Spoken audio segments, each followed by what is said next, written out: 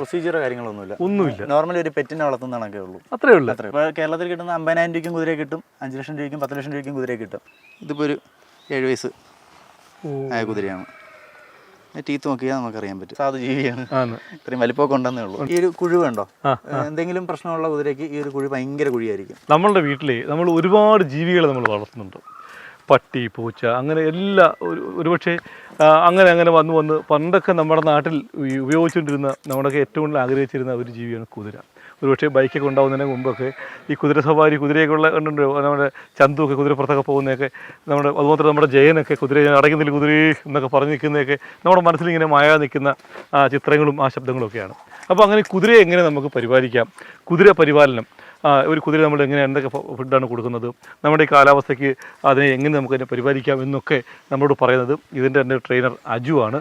ഞാൻ ഉള്ളത് കുരിയോട്ടുമല, ശരിക്കും പറഞ്ഞാൽ കൊല്ലം ജില്ലയിലെ പുനലൂർ കുരിയോട്ടുമലയിലാണ്. അവിടുത്തെ കുതിരയുടെ ട്രെയിനർ അജു ആണ് നമ്മളോടൊപ്പം ചേരുന്നത്.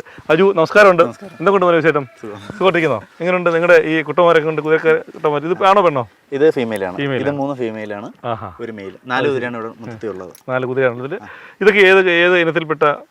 ഇവിടെ ഉള്ള 2 തറോ ബ്രീഡ് എന്ന് പറയുന്ന ബ്രീഡാണുള്ളത്. തറോ ബ്രീഡ് 2 ഇന്ത്യൻ ബ്രീഡുമാണുള്ളത്. ഈ തറോ ബ്രീഡും ഇന്ത്യൻ ബ്രീഡും തമ്മിൽ വ്യത്യാസം എന്താ? തറോ ബ്രീഡ് മെയിൻലി റേസിന് ഉപയോഗിക്കുന്ന കുതിരകളാണ്. ഓ, അത് ശരി. യുദ്ധത്തിനൊക്കെ ഉപയോഗിക്കുന്നത് റേസുകൾക്ക് ഉപയോഗിക്കുന്ന ജാക്ക്പോട്ട് പോലുള്ള റേസിനാണ് ഉപയോഗിക്കുന്ന കുതിരകളാണ്.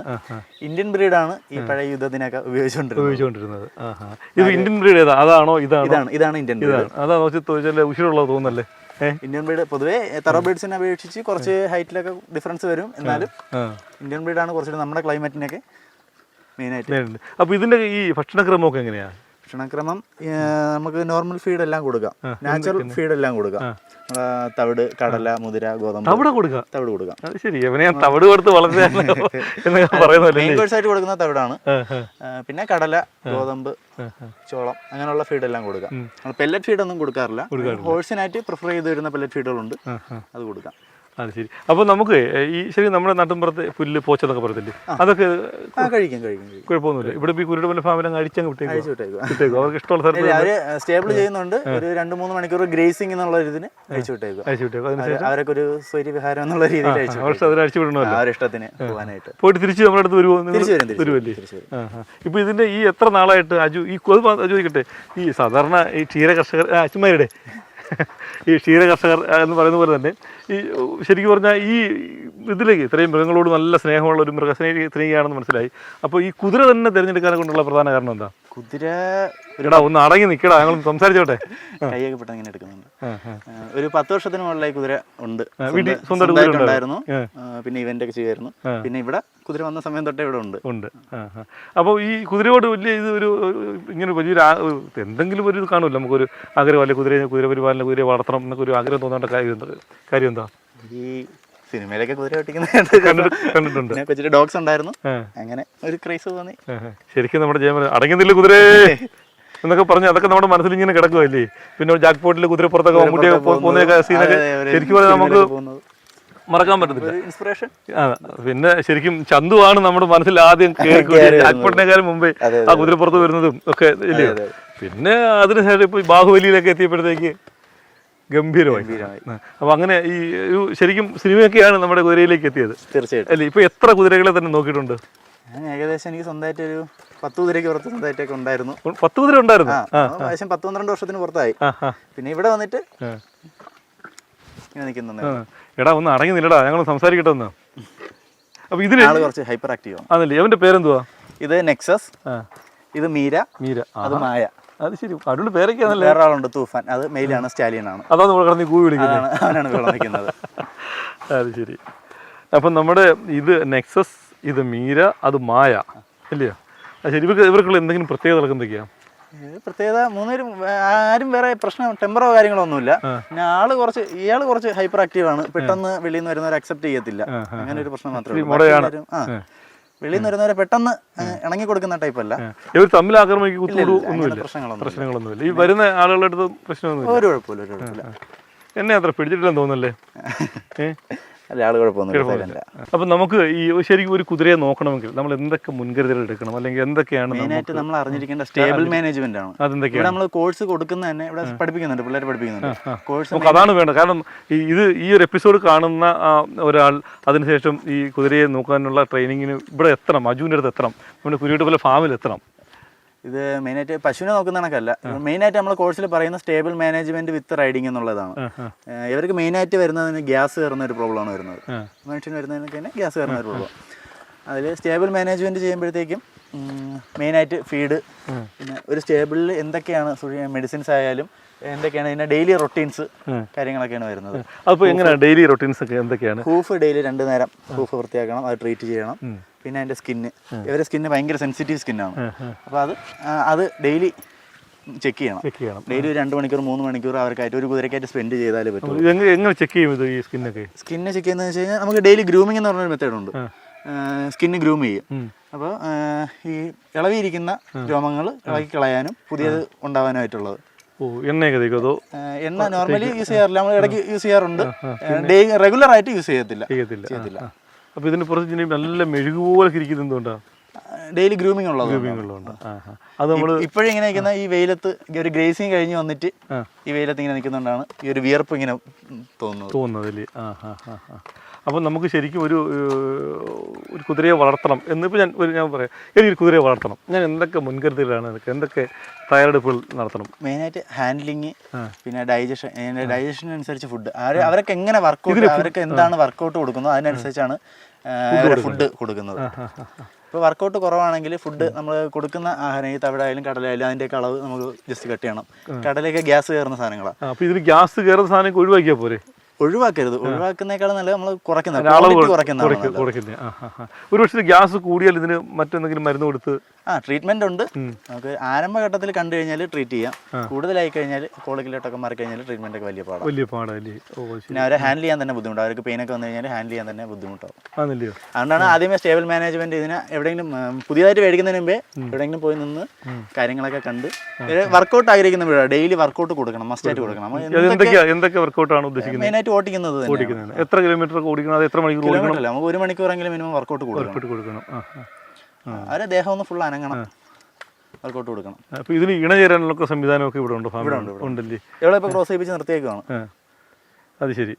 1 മാസം ആയുള്ളൂ. അവിടെ ബഹളം വയ്ക്കുന്ന ആളിനെ നിർത്തിയേക്കാണ്. ചുമ്മാ അതല്ല, ഈ ഇത്രയും സാധനം നിൽക്കുന്നുണ്ട് അവിടെ ഇത്രയും വയറുകാർ പൊട്ടിക്കുന്നില്ലയോ? അപ്പോൾ ഇവർ തമ്മിൽ ശരിക്കും അതിന്റെ എന്തെങ്കിലും പ്രൊഡക്റ്റ് ഉണ്ടോ ഇവിടെ നമ്മുടെ ഫാമിൽ? ഇല്ല. ഫസ്റ്റ് ആദ്യം നിർത്തിയേക്കാണ്. ഇതിന്റെ ഈ ഗർഭാധാരണത്തിന്റെ എത്ര മാസമാണ് അതിന്റെ? 11 മാസം ഉണ്ടല്ലേ? ആൾമോസ്റ്റ് 1 വർഷം തന്നെ. 1 വർഷം. ഓ ശരി. പിന്നെ ഇന്ത്യൻ ബ്രീഡ് ഇവളെ മാത്രമേ മേറ്റിപ്പിക്കാൻ പറ്റുള്ളൂ. ഈ തറോ ബ്രീഡ്സിനെ മേറ്റിപ്പിക്കാൻ പറ്റത്തില്ല. ഓവർ സ്റ്റിച്ച് ചെയ്തിട്ടാണ് വരുന്നത്. ഓ അത് ശരി. ക്ലബിൽ നിന്ന് ഔട്ടാകുമ്പോഴത്തേക്കും ഓവർ സ്റ്റിച്ച് ചെയ്തിട്ട് വെളിയിലോട്ട് വിടുന്നത്. ഓ അങ്ങനെ ഉണ്ടല്ലേ? അങ്ങനെയുണ്ട്.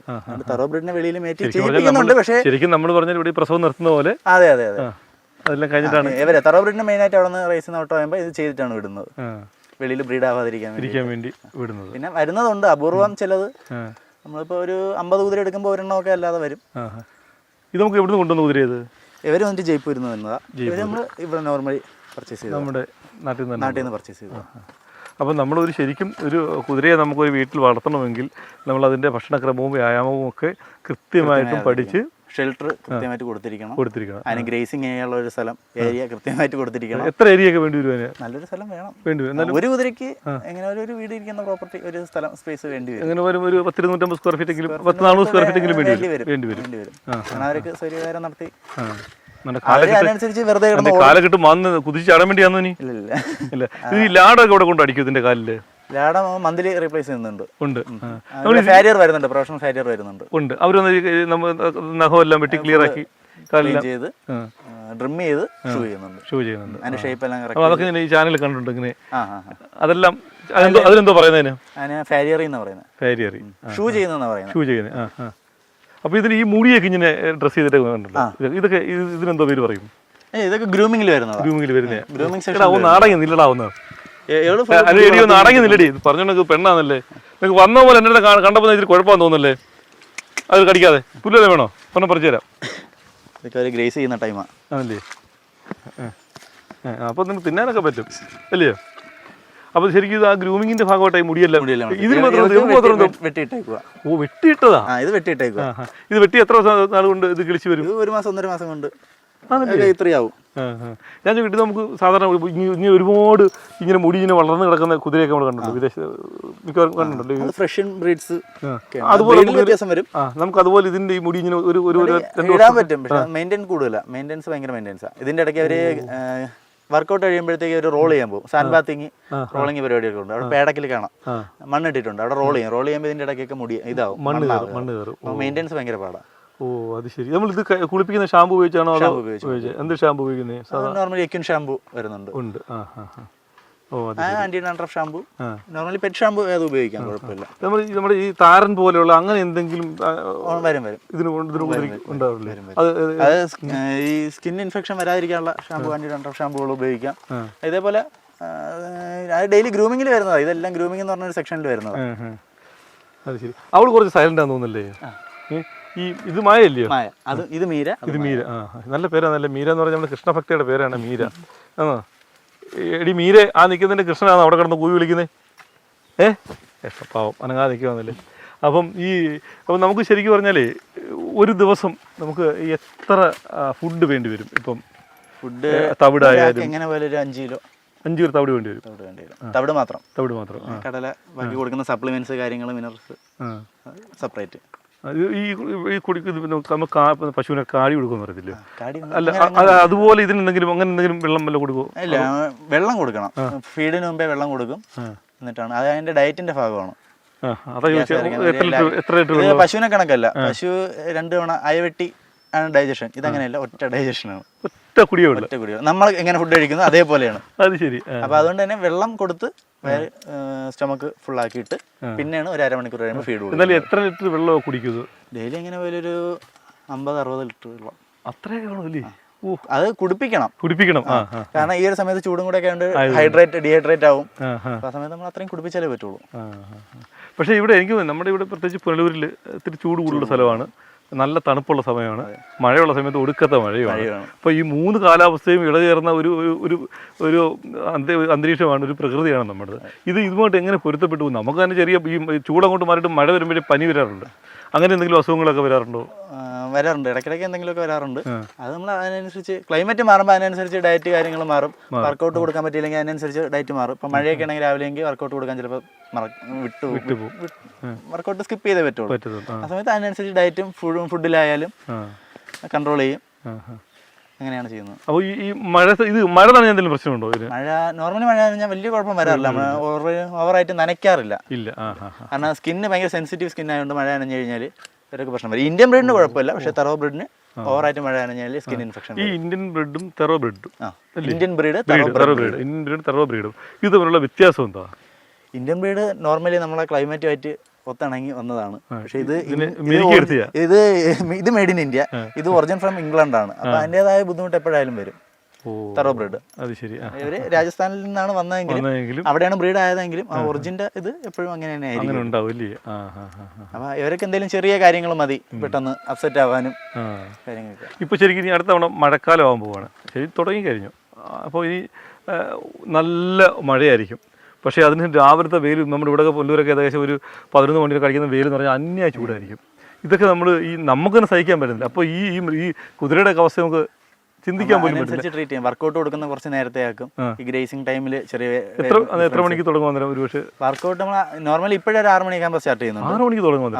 ഓ അത് ശരിക്കും പറഞ്ഞാൽ നമ്മൾ എപ്പോഴും ഇതിന്റെ ഒരു മുന്നിൽ തന്നെ വേണം. അപ്പൊ ഇവിടെ കുട്ടികൾക്ക് ട്രെയിനിങ് കൊടുക്കാറുണ്ടോ? ട്രെയിനിങ് കൊടുക്കാറുണ്ട്. ഉണ്ടല്ലേ? നോർമലി ഇപ്പോഴും കുറവാ, ഇടയ്ക്ക് വെച്ച് ആൾക്കാരുണ്ടായിരുന്നുള്ളൂ. അപ്പം വരുന്ന ടൂറിസ്റ്റുകൾക്ക് റൈഡ് ചെയ്യാനായിട്ടുള്ള അവസരം ബീച്ചിലെ പോലെയൊക്കെ റൈഡ് ചെയ്യാനായിട്ടുള്ള അവസരം കൊടുക്കുന്നുണ്ട്.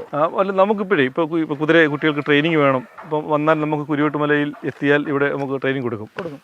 ഇപ്പോൾ എന്തായാലും അതൊരു നല്ലൊരു ഇൻഫർമേഷൻ ആണ് കേട്ടോ. കാരണം നമുക്കിവിടെ ഈ കുതിര സവാരിയും കുതിരയുടെ മറ്റു ട്രെയിനിങ്ങും കാര്യങ്ങളും ഒക്കെ വേണം എന്ന് ആഗ്രഹിക്കുന്നുണ്ടെങ്കിൽ ഇവിടെ വന്നാൽ അതിന് വേണ്ട എല്ലാ ട്രെയിനിങ്ങും തരാൻ ഇവിടെ ഷൈജു അല്ലേ?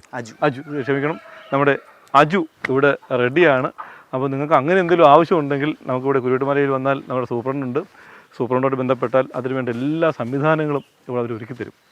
ഒരുപക്ഷെ നമുക്ക് നമ്മുടെ ഈ പ്രദേശത്തൊക്കെ വളരെ റെയറാണ്. ചില വീടുകളിലൊക്കെ കുതിരകളൊക്കെ ഉണ്ടെങ്കിലും ഇത്രയും നല്ല ട്രെയിൻഡ് ആയിട്ടുള്ള ആ ട്രെയിനറും അതിന് പറ്റുന്ന എല്ലാ സംവിധാനങ്ങളും സർക്കാരിൻ്റെ കീഴിൽ ഉള്ളപ്പോൾ പരമാവധി ആ ഒരു അവസരം പ്രയോജനപ്പെടുത്തണം എന്നാണ് എനിക്ക് പറയാനുള്ളത്. അപ്പോഴേ ആജു, നമുക്ക് ഇപ്പോൾ ഒരു സാധാരണക്കാരൻ്റെ ഒരു കുതിര വാങ്ങണം, അതിപ്പോൾ നമുക്ക് ഗവൺമെൻറ് എന്തൊക്കെ പ്രൊസീജിയർ കാര്യങ്ങളൊന്നുമില്ല. നോർമലി ഒരു പെറ്റിനെ വളർത്തുന്നതാണൊക്കെ ഉള്ളൂ. അത്രേ ഉള്ളൂ.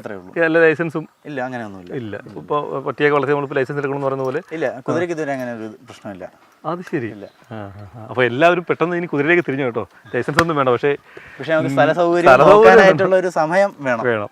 ശരിക്കും കൂടെ നിൽക്കണം, നമ്മൾ നിൽക്കണം എപ്പോഴും. 2 മണിക്കൂർ 3 മണിക്കൂർ അവർക്കായിട്ട് സ്പെൻഡ് ചെയ്യണം. അങ്ങനെ സമയമുള്ളവർ എടുക്കുന്നതായിരിക്കും കുറച്ചുകൂടി നല്ലത്. അപ്പോൾ ഇപ്പോൾ ശരിക്കും എനിക്ക് തോന്നുന്നു ഇപ്പോൾ ഈ കുതിര സവാരി വരുന്ന പാർക്കിലൊക്കെ എത്തുന്ന ആളുകളൊക്കെ കൂടുതൽ കുതിര സവാരിയൊക്കെ ആഗ്രഹിച്ച് വരുന്നുണ്ടല്ലോ. ഒരുപക്ഷെ എനിക്കൊന്നൊരു അടുത്ത ഒരു 10 വർഷത്തിനടയ്ക്കാൻ തോന്നുന്നു നമ്മുടെ ഇവിടെ ഇതൊക്കെ കുറച്ചൊക്കെ ആയത്. ഈ ഇവന്റ് ഇപ്പം കുതിരകളെ ഫ്രണ്ടിൽ കൊണ്ട് നിർത്താറുണ്ട്. ഈ ശരിക്കും രാജു തിരുവനന്തപുരത്തുകാരനായതുകൊണ്ട് പത്മനാഭന്റെ ഈ ആറാട്ട് പോകുന്നത് കുതിരസേനയും പഴയ ആചാര്യരുടെ സേനയൊക്കെയാണ് ആറാട്ടിനൊക്കെ പോകുന്നത്. അതൊക്കെ ഒരു പക്ഷേ ഈ പുതിയ തലമുറയ്ക്ക് നമുക്കൊക്കെ വലിയ അത്ഭുതം. കാരണം പണ്ട് രാജാക്കന്മാർ പോയ രീതി തന്നെയാണ് പോകുന്നത്. അന്ന് ഉപയോഗിച്ചുകൊണ്ടിരുന്ന ഈ കുതിരകളൊക്കെയാണ് ശരിക്കും അന്നും ഇത്തരത്തിലുള്ള നല്ല ട്രെയിനിങ് കൊടുത്തിട്ടായിരിക്കണമല്ലോ. പണ്ടുണ്ടായിരുന്നു 10-15 കുതിര വീട്ടിലുണ്ടായിരുന്നു ചോദിച്ചത്. പണ്ട് ഈ രാജാവിന്റെ കാലഘട്ടം പോലെ വീട്ടിൽ കുതിര ഉണ്ടായിരുന്നു അജുവിന്റെ വീട്ടിൽ? ഞാനൊരു 10-12 വർഷം ആവുന്നുള്ളൂ വന്നിട്ട്. ആണല്ലേ? പിന്നെ ഒരുമിച്ചല്ല ഇത്രയും കുതിരകൾ നമ്മൾ കൊടുക്കും, വാങ്ങും, പ്രോഗ്രാം, ഇവന്റ് കാര്യങ്ങൾ അങ്ങനെ. എവിടുന്ന് വാങ്ങും കുതിരകളൊക്കെ? നോർമലി തമിഴ്നാട്, രാജസ്ഥാൻ ഉള്ള സ്ഥലത്തുനിന്ന് പർച്ചേസ് ചെയ്യുന്നത്. തമിഴ്നാട്ടിൽ ധാരാളം കുതിരകൾ തമിഴ്നാട്ടിലുണ്ട്. അപ്പോൾ നമുക്ക് ഒരാളിപ്പം ഒരു കുതിര എനിക്കിപ്പോൾ എൻ്റെ കാര്യം എന്ന് പറയാം, ഒരു കുതിരയെ വാങ്ങിക്കണം, എനിക്ക് കുതിരയെ വളർത്തണം എന്ന് ഞാൻ ആഗ്രഹിച്ച് അജുവിനോട് സമീപിച്ചാൽ അവർക്ക് എന്തായിരിക്കും അജു കൊടുക്കുന്ന ഒരു മാർഗ്ഗനിർദ്ദേശം? ആദ്യമായിട്ട് കാര്യങ്ങളെല്ലാം പറഞ്ഞു കൊടുക്കും. അതെന്താ കാര്യങ്ങളാണ് പറഞ്ഞു കൊടുക്കുന്നത്? പശുവിനെ വളർത്തുന്ന കണക്കല്ല, കുതിര വളർത്തുന്നത് നമുക്ക് അതിനായിട്ടുള്ള സമയം വേണം, അതിനകത്ത് ഷെൽട്ടർ, ഒരു സ്റ്റേബിൾ വേണം, നല്ലൊരു സ്റ്റേബിൾ, ഗ്രേസിങ്ങിനായിട്ടുള്ള സ്ഥലം വേണം, കാര്യങ്ങളെല്ലാം പറഞ്ഞു കൊടുക്കും. എന്നിട്ട് അവർ ഓക്കെ ആണെന്നുണ്ടെങ്കിൽ നല്ല കുതിരകൾ ഇപ്പോൾ കേരളത്തിൽ കിട്ടുന്ന 50,000 രൂപയ്ക്കും കുതിരയെ കിട്ടും, 5 ലക്ഷം രൂപയ്ക്കും 10 ലക്ഷം രൂപയ്ക്കും കുതിരയെ കിട്ടും. 10 ലക്ഷം രൂപ ഒരു കുതിര കിട്ടും. 25 ലക്ഷം രൂപയുടെ കുതിര എപ്പോഴും കളർ അനുസരിച്ചാണ് കുതിരയ്ക്ക്? കളർ അനുസരിച്ചല്ല, അതിന്റെ ഫീച്ചർ അനുസരിച്ചാണ്. ഫീച്ചർ അനുസരിച്ച്, ലൈനേജ് അനുസരിച്ച്, ഡോഗിന് വരുന്ന കണക്ക് തന്നെ ലൈനേജ് അനുസരിച്ചാണ് റേറ്റ് വരുന്നത്. അപ്പോൾ റേറ്റ് കുറയും തോറും ഇതിനെന്തെങ്കിലും കംപ്ലൈൻറ്റ്, ഏജിൽ കൂടുതൽ അങ്ങനെ എന്തെങ്കിലുമൊക്കെ വന്നുകൊണ്ടിരിക്കും. അപ്പം പലരും ഏജ് കുറഞ്ഞ റേറ്റ് കുറഞ്ഞ കുതിരകളെ നോക്കി പോകുന്നുണ്ട്. അത് ഒഴിവാക്കിയിട്ട് നല്ല കുതിരകളെ അത്യാവശ്യം റേറ്റ് കൊടുത്ത് മേടിച്ച് മെയിൻറ്റെയിൻ ചെയ്ത് കൊണ്ടുപോകണം. അപ്പോൾ നമുക്ക് ഈ കുതിരയുടെ ഏജ് നമുക്ക് എങ്ങനെ കണക്കാക്കാൻ പറ്റും? അതിൻ്റെ ടീത്ത് നോക്കിയിട്ടാണ് കണക്കാക്കുക. അതെങ്ങനെ ടേബിൾ കാര്യങ്ങൾ ഇതെന്തോ എവിടെയാണെന്ന് കാണിക്കാൻ പറ്റും നമുക്ക്? ഇതിപ്പോൾ ഒരു 7 വയസ്സ് ആയ കുതിരയാണ്. ടീത്ത് നോക്കിയാൽ നമുക്കറിയാൻ പറ്റും. അത് ശരി. അപ്പോൾ ഞാൻ ചോദിക്കട്ടെ, ഈ ഓരോ വയസ്സിനനുസരിച്ച് ഇതിൻ്റെ പല്ലെണ്ണം കൂടി വരുമോ? എങ്ങനെ അതിൻ്റെ? പല്ലിൽ എണ്ണം കൂടും, അതുകൊണ്ട് ബോഡിയിൽ തന്നെ ഫീച്ചർ മാറും. നമുക്ക് ഏകദേശം നമുക്ക് ദൂരെ നിന്ന് കാണുമ്പോൾ തന്നെ ഒരു ബോഡി ഫീച്ചർ വെച്ചിട്ട് നമുക്ക് അറിയാൻ പറ്റും. കുളമ്പിൻ്റെ വലിപ്പം കാര്യങ്ങൾ വെച്ചിട്ട് നമുക്ക് ഐഡന്റിഫൈ ചെയ്യാൻ പറ്റും. അപ്പോൾ നമ്മുടെ കുതിരയുടെ ആയുസ് എത്ര വർഷമാണ്? 15 മുതൽ 25. അത്രേ ഉള്ളൂ. അതിനുശേഷം ഡെത്ത് ആവും. പക്ഷേ 35-40 വയസ്സുള്ള കുതിരകൾ രാജസ്ഥാനിൽ നിൽപ്പുണ്ട്, 25 വയസ്സിന് പുറത്തുള്ള കുതിരകൾ കേരളത്തിൽ നിൽപ്പുണ്ട്. കൃത്യമായിട്ട് ഇത് പറയാൻ പറ്റത്തില്ല. നോർമലി 15, 20, 25 ലൈഫ് സ്പാൻ പറയുന്നത്. അപ്പം നമുക്ക് ശരിക്കും ഒരു സാധാരണക്കാരൻ ഒരു കുതിരയെ വേണം എന്ന് ആഗ്രഹിക്കുന്ന ഒരാൾക്കും വളർത്താൻ പറ്റുന്ന ഒരു ജീവിയാണ് തീർച്ചയായിട്ടും കുതിര. കാണുമ്പോൾ ഇതിൽ വലിപ്പം തോന്നുമെങ്കിൽ നമ്മൾ ഈ മനുഷ്യനോട്ട് എങ്ങനെ ഇണങ്ങുമല്ലോ. ഒരു കുഴപ്പമില്ല, സാധു ജീവിയാണ്. ഇത്രയും വലിപ്പമൊക്കെ ഉണ്ടെന്നേ ഉള്ളൂ. ആനയുടെ കണക്കാ, കൊച്ചു പിള്ളേർക്കും കൊണ്ടുകിടക്കാം. പിന്നെ ആനയുടെ കണക്കല്ല, നമുക്ക് പെട്ടെന്ന് വന്നിട്ട് ഹാൻഡിൽ ചെയ്യണമെന്ന് വിചാരിച്ചു കഴിഞ്ഞാൽ ഹാൻഡിൽ ചെയ്യാൻ പറ്റും. ഇച്ചിരി ഒരു മനസ്സൊക്കെ ഉണ്ടെങ്കിൽ ഹാൻഡിൽ ചെയ്യാൻ പറ്റും. ഇദ്ദേഹത്തിന് സിനിമയിൽ അഭിനയിച്ച കുതിരകളോ ഒന്നിനും അങ്ങനെയൊന്നും കൊടുത്തില്ല? ഗവൺമെന്റ് സ്ഥാപനമല്ലേ, അതുകൊണ്ട് അങ്ങനെയൊന്നും കൊടുത്തിട്ടില്ല. അപ്പം നമുക്ക് ഈ സിനിമയിലൊക്കെ കണ്ടല്ലോ, ഒന്ന് ഒറ്റ ജമ്പിനെ കുതിരയുടെ മുകളിലൊക്കെ ചാടി കയറുന്നത്. അപ്പം അങ്ങനെ കയറാൻ പറ്റുമല്ലേ? അത് നമ്മൾ അതിനൊക്കെ ട്രെയിനിങ് കൊടുക്കുമോ? അതല്ലേ, അതെന്താ ട്രെയിനിങ്? അത് അല്ല, നമ്മൾ നോർമൽ റൈഡിങ് സ്റ്റാർട്ട് ചെയ്യുമ്പോൾ ഫസ്റ്റ് പഠിപ്പിക്കുന്ന ഈ സ്റ്റേബിൾ മാനേജർ കാര്യങ്ങളെല്ലാം പറഞ്ഞു കൊടുത്തിട്ട് ഫസ്റ്റ് പഠിപ്പിക്കുന്നത് ചാടി കയറാനാണ് പഠിപ്പിക്കുന്നത്. നോർമലി സ്റ്റിറപ്പ് ചെയ്ത് കയറാം, ചാടി കയറാം. ലേഡീസ് ആണെങ്കിൽ സ്റ്റിറപ്പ് ചെയ്ത് കയറാം ആയിട്ടുള്ള സെറ്റപ്പ് പറയും. ജെൻസ് ആണെങ്കിൽ തീർച്ചയായും ചാടി കയറാൻ ആദ്യം പഠിപ്പിക്കും. ചാടി കയറാൻ പഠിപ്പിക്കുന്നത് വെച്ച് കഴിഞ്ഞാൽ എന്തെങ്കിലും ഇത് വന്ന് ഇതിന്റെ മണ്ടയിൽ നിന്ന് റിട്ടേൺ നമുക്ക് ചാടണമെന്നുണ്ടെങ്കിൽ നമുക്ക് ഫസ്റ്റ് ചാടി കയറി പഠിച്ചാലേ റിട്ടേൺ ചാടി ഇറങ്ങാൻ പറ്റുള്ളൂ. അങ്ങനെയുണ്ട്. അപ്പോൾ നമ്മളെ കയ്യിൽ കുതിരുന്നില്ല, നമ്മളെ കൺട്രോളിലല്ല എന്നുണ്ടെങ്കിൽ നമുക്ക് ചാടി ഇറങ്ങണം. അപ്പോൾ നമുക്ക് ഈ ലക്ഷണമൊത്ത കുതിരയെ നമുക്ക് എങ്ങനെ തിരിച്ചറിയാൻ പറ്റും? അത് ഇതിന്റെ സ്റ്റാർസ് നോക്കും. ചുഴി എന്ന് പറയും. അതെവിടെ? ഈ